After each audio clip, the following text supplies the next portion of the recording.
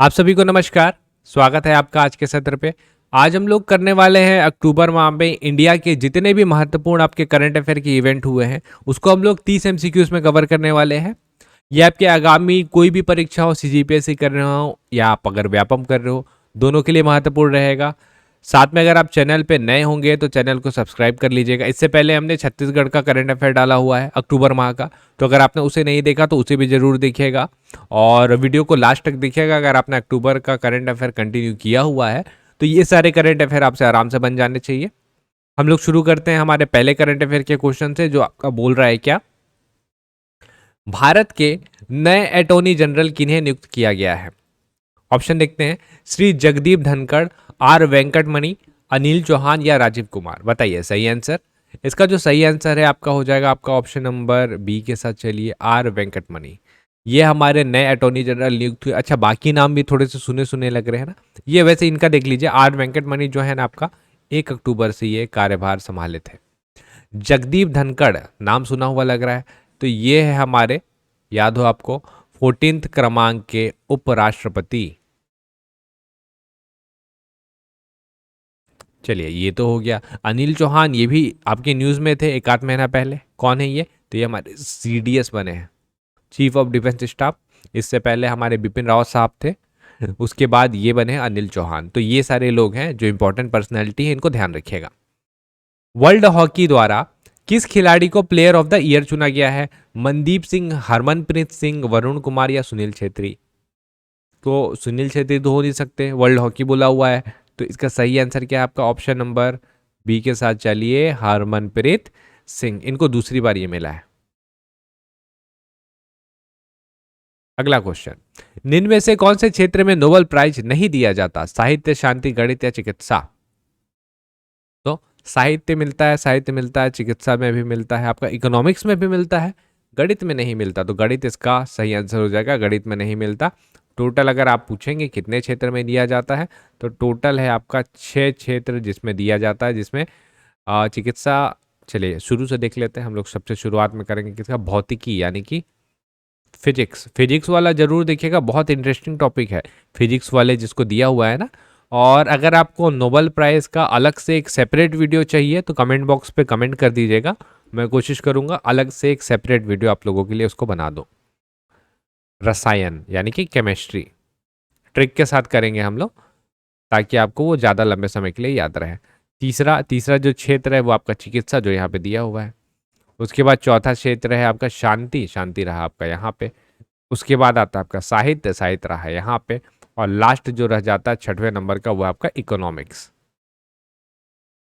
तो इसको याद रखिएगा, इससे आपका अक्सर क्वेश्चन पूछा करते हैं और साल भर ये चलेगा ही चलेगा। तो एक आध क्वेश्चन आपको किसी न किसी एग्जाम में देखने को मिलेगा। अस्ताना ओपन चैंपियन किसके द्वारा जीता गया है? Novak Djokovic, Rafael Nadal, Iga Swiatek या एशली बार्टी? तो अस्ताना ओपन, ठीक है, ये जीता गया है हमारे नोवाक जोकोविक, इनके द्वारा। ठीक है, अगला, 2030 तक दिव्यांगों के लिए सबसे बेहतर रहने वाला स्थान कौन सा होगा? भारत, चीन, सिंगापुर या जापान? 2030 का टारगेट रखा गया है और ये बनाया गया है आपका ऑप्शन नंबर सी, सिंगापुर। इन्होंने ये टारगेट को बनाया है। हाल ही में वर्ल्ड बिलियर्ड चैंपियनशिप किसके द्वारा जीता गया है? पंकज आडवाणी, आदित्य मेहता, सौरभ कोटरी, अमी कमानी? बिलियर्ड चैंपियन बहुत बार जीत चुके हैं और विश्व में तिरंगे का परचम लहरा रहे हैं, पंकज आडवाणी। और ये पंकज आडवाणी, यही इकलौता आप नाम बस याद रखेंगे ना बिलियर्ड्स में तो चल जाएगा। यही है जो हर बार जीतने, 5वीं बार हो गया है अभी, 5वीं बार इन्होंने ये बिलियर्ड्स जीता हुआ है। जैसे एक टाइम पे चलता था रॉजर फेडरर, मतलब टेनिस मतलब रॉजर फेडरर, वैसे ही बिलियर्ड्स मतलब पंकज आडवाणी। प्रधानमंत्री नरेंद्र मोदी द्वारा डिजिटल बैंकिंग यूनिट का लोकार्पण कब किया गया है? 10 अक्टूबर, 16 अक्टूबर, 19 अक्टूबर या 31 अक्टूबर? अक्टूबर का न्यूज़ है और इम्पॉर्टेंट न्यूज़ है, बताइए। इसका सही आंसर जो है आपका ऑप्शन नंबर बी, 16 अक्टूबर 2022 हो जाएगा। अच्छा, ये होता क्या है आपका डिजिटल बैंकिंग यूनिट? तो यहाँ पे आपको 24/7 सेवाएं मिलेंगी, मतलब 24 घंटे और सातों दिन सेवाएं मिलेंगी। सेल्फ सर्विस जोन है digital banking unit, self service zone. और मोबाइल और इंटरनेट बैंकिंग सेवाएं मिलेंगी आपको। और पेपरलेस बैंक रहेगा। तो ये सारा इसका उद्देश्य है जो डिजिटल बैंकिंग यूनिट में आने वाला है। भारत में लुप्त प्राय एक इंडेंजर्ड स्पीसीज है जिसको बोलते हैं हम लोग स्लेंडर लॉरिस। इसको सिलेंडर मत पढ़िएगा, इसको अगर हम लोग लिखें ना तो ऐसे लिखते हैं स्लेंडर, ऐसे लिखा आता है स्लेंडर लॉरिस। ये एक है आपका प्राणी। इसके लिए पहला सेंचुरी कहाँ बनाया जाएगा, और ये इंडेंजर्ड है, ध्यान रखिएगा। कर्नाटक, राजस्थान, गुजरात या तमिलनाडु, बताइए। तो इसके लिए अलग से हम लोग सेंचुरी बना रहे हैं। आपका ऑप्शन नंबर डी, तमिलनाडु पे। जब भी इस टाइप का इंडेंजर्ड आता है ना, इंडेंजर्ड स्पीसीज आता है, तो वो आपका उस साल पे सबसे ज़्यादा महत्वपूर्ण हो जाता है। स्लेंडर लॉरिस, अब इसका नाम ही आपको पता होना चाहिए। जैसे हम लोग राजस्थान का बात करें तो यहाँ का जो स्टेट बर्ड है जिसको हम लोग बोलते हैं ग्रेट इंडियन बस्टर्ड, उसको इंडेंजर्ड घोषित किया गया है। तो आपको पता होना चाहिए कि ग्रेट इंडियन बस्टर्ड जो है वो कहाँ का आपका राजकीय पक्षी है, राजस्थान का है, इंडेंजर्ड घोषित किया गया है। ठीक, तो इस टाइप से चीजें हैं, उसको आपको ध्यान रखनी है। कोरिया के international association for horticulture producer द्वारा वर्ल्ड ग्रीन सिटी अवार्ड 2022 का पुरस्कार भारत के किस शहर को मिला है? वर्ल्ड ग्रीन सिटी 2022 का अहमदाबाद, रायपुर, कर्नाटक या हैदराबाद? सही आंसर इसका हो जाएगा हमारा हैदराबाद। अगला क्वेश्चन है, महिला एशियन कप यानी कि वुमेन्स T20 एशियन कप 2022 कौन से देश ने जीता है? मेंस वाला तो गवा दिया भाई हमने, है ना, तो वुमेन्स वाला हम लोग लेके आए हैं। मतलब आपका ऑप्शन नंबर सी, भारत, इसका सही आंसर हो जाएगा। अब हराया किसे? हराया है जिसने मेंस वाला जीता है उसको, यानी कि श्रीलंका को। श्रीलंका वाला मेंस वाला पूछेगा तो श्रीलंका करिएगा, वुमेन वाला पूछेगा तो भारत करिएगा।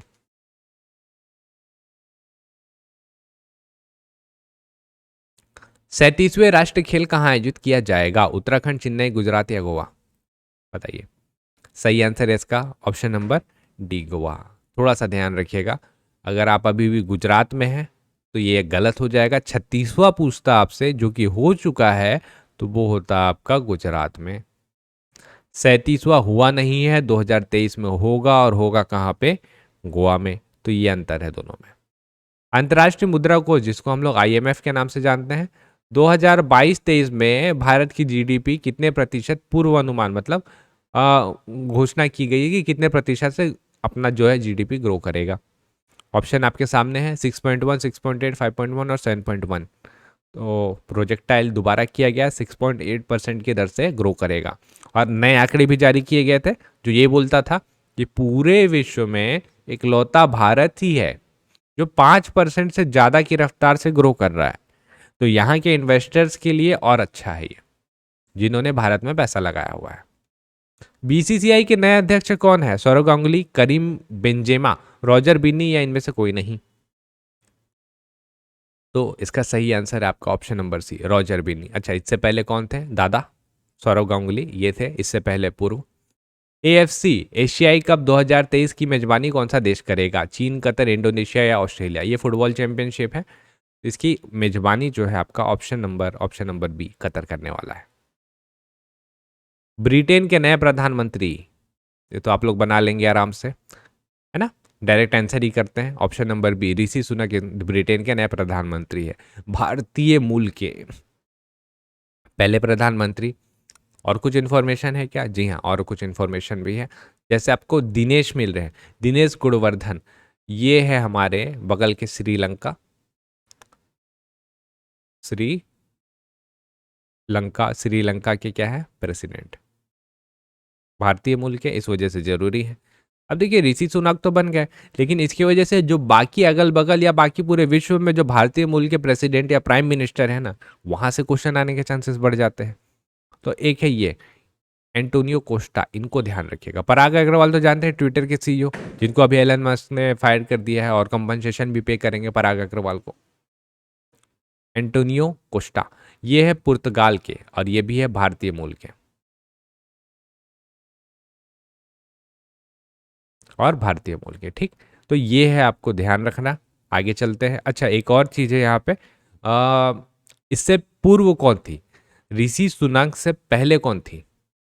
इसको ध्यान रखिएगा ना, इससे पहले वाले उसको हम लोग अगले वाले में करेंगे, ये भी आपका अलग से दिया हुआ है। एमसीक्यूज में ऐड है, उसको हम लोग अलग से ऐड करेंगे। अगला विश्व हिंदी सम्मेलन 2023 कहाँ आयोजित किया जाएगा? पेरिस, इटली, फिजी या इंडोनेशिया? विश्व हिंदी सम्मेलन, आपका ऑप्शन सी फिजी इसका सही आंसर है। कब से कब तक किया जाएगा? 15 से 17 कब? फरवरी 2023 ये डेट है जब इसको मनाया जाएगा। हाल ही में भारत में भगवान शिव की दुनिया की सबसे ऊंची प्रतिमा कहाँ बनाई गई है? उज्जैन, नासिक, उदयपुर या बिहार? तो ये बहुत बड़ा न्यूज़ है और बहुत बाद में ये पहली बार बना हुआ है।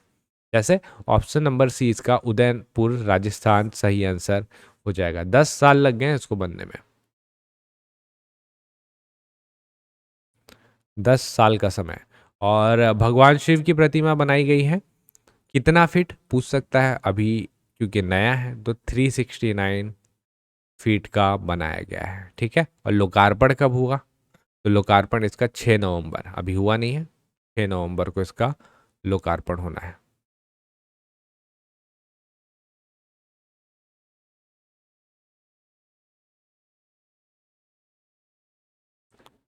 29 अक्टूबर से 6 नवंबर। ठीक, चलिए अगला क्वेश्चन पे आते हैं। पर्यावरण शिखर सम्मेलन, पर्यावरण शिखर सम्मेलन जिसको कोप 27 बोलते हैं 2022 में कहाँ आयोजित किया जाएगा? पेरिस, भारत, इटली या मिस्र? एक बार इसको ट्राई करके देखिए, बताइए, क्योंकि ये कोप 27 कोप 26 हुआ था लास्ट, याद करिए, और कुछ ना कुछ अपने को रिजल्ट मिला था। इस बार होने वाला है पर्यावरण, कहाँ होगा एक बार ट्राई करके देखिए।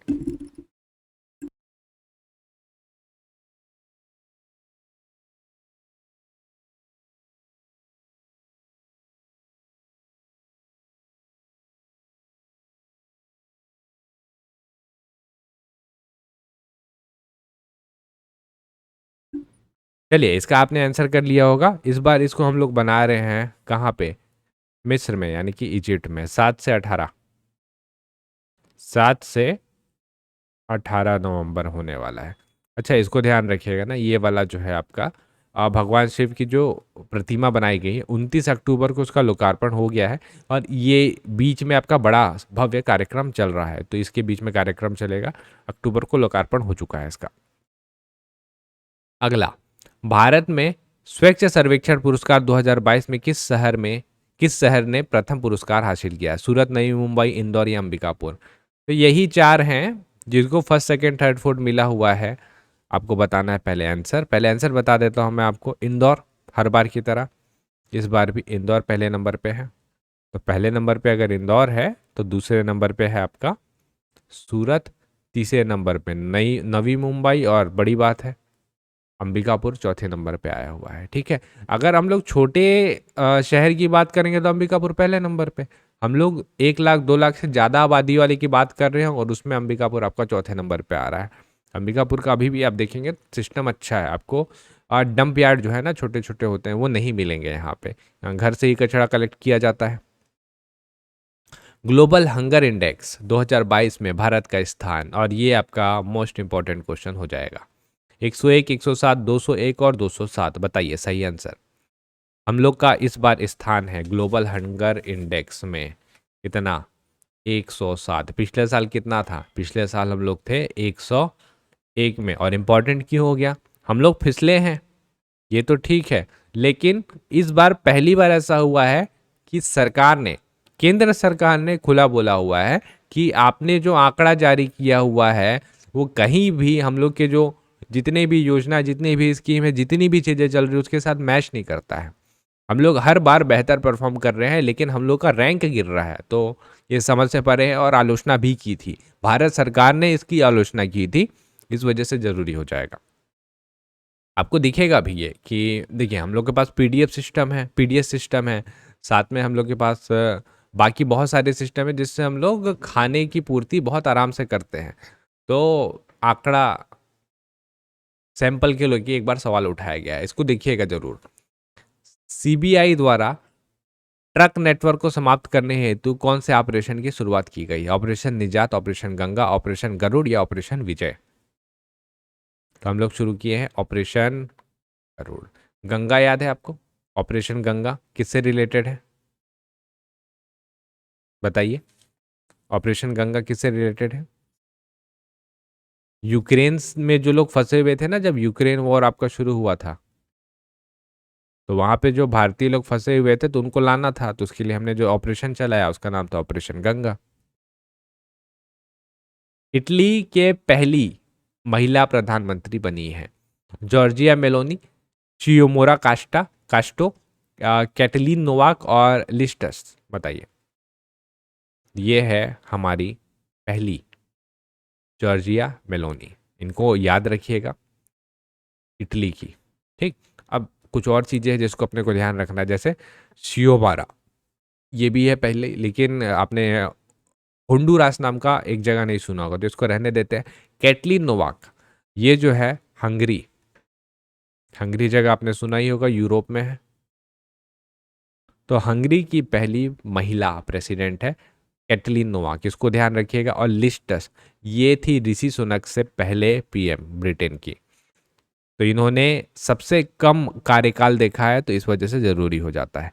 लिस्टस 300 साल के इतिहास में, ब्रिटेन के 300 साल के इतिहास में सबसे कम उम्र के लिए, सबसे कम समय के लिए पीएम बनने वाली प्रधानमंत्री बन गई है। सबसे कम समय के लिए ये पीएम बनी थी। ब्रिटेन में बात कर रहे हैं हम लोग, ठीक है। हाल ही में मोरबी केबल ब्रिज टूटा, वो कौन से राज्य में स्थित है? तो बहुत ज्यादा चर्चा में था। अहमदाबाद, गुजरात, मुंबई और कर्नाटक। कमिटी भी बैठी है। ऑप्शन नंबर बी गुजरात इसका सही आंसर हो जाएगा। 100 से ज्यादा लोगों की मृत्यु हो गई इस पे। भारत के 50वें न्यायाधीश के रूप में कौन नियुक्त होंगे?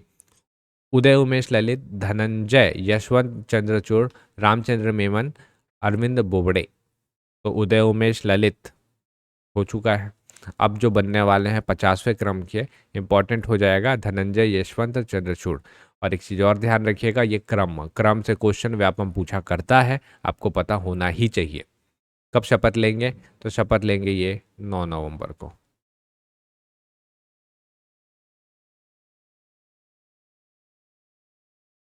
हाल ही में बीसीसीआई के फैसले द्वारा महिला क्रिकेटर को पुरुष क्रिकेटर के कितने प्रतिशत बराबर फीस दिया जाएगा?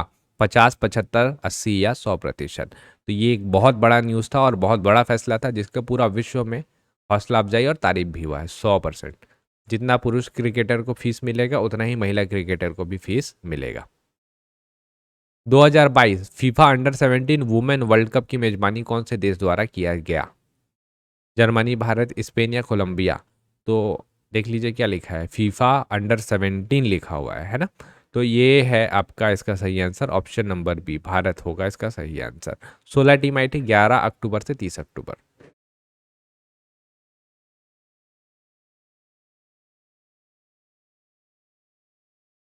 विजेता कौन रहा? स्पेन। और उपविजेता रनर अप कोलंबिया। इससे ये भी तो पता चलता है अपने पास पोटेंशियल है कि हम लोग फीफा ऑर्गेनाइज करवा सकते हैं। विश्व का सबसे बड़ा सफारी पार्क कहाँ बनाया जाएगा? हैदराबाद, गुजरात, मुंबई या हरियाणा? तो ये माना जाएगा आपका option number D, Gurugram, Haryana. राष्ट्रीय एकता दिवस का संबंध इनमें से किनसे है? महात्मा गांधी, वल्लभाचार्य, बाल गंगाधर तिलक, सरदार वल्लभ भाई पटेल। हमारे सरदार वल्लभ भाई पटेल। इनकी जो 31 अक्टूबर का डेट आता है, इस डेट को हम लोग मनाते हैं अब राष्ट्रीय एकता दिवस। इक्वेलिटी एक वर्ड होता है, आपने सुना होगा। ये वल्लभाचार्य जी से संबंधित है, इसको भी ध्यान रखिएगा। इन्होंने इक्वेलिटी को प्रमोट किया था अपने समय पे, और इनका एक मूर्ति सिटिंग स्टैचू बना हुआ है जो विश्व का सबसे बड़ा सिटिंग स्टैचू है, स्टैचू ऑफ इक्वेलिटी वल्लभाचार्य जी का, इसको भी ध्यान रखिए। एशिया यूथ एथलेटिक चैंपियनशिप 2022 कहाँ आयोजित किया गया था? कुवैत, कतर, जिम्बाब्वे या स्पेन? तो ये आयोजित किया गया था आपका ऑप्शन नंबर ए, कुवैत में। भारत ने 24 मेडल जीते हैं इसमें। लास्ट क्वेश्चन है आप लोगों के लिए। हाल ही में भारतीय अंतरिक्ष अनुसंधान संगठन, जिसको हम लोग इसरो बोलते हैं, के द्वारा कौन से सबसे भारी रॉकेट का सफलतापूर्वक लॉन्च किया गया? PSLV, LV-M3M2, GSLV, GSAT-3? बताइए, सही आंसर है इसका option number B, launch vehicle mark 3 या मार्क 2, ये करिएगा, इसका सही आंसर हो जाएगा। और हमने क्या किया है ना, सबसे भारी इस वजह से हमने 36 सैटेलाइट को पहुंचाया। 36 सैटेलाइट था, और 36 सैटेलाइट किसका था? One web India.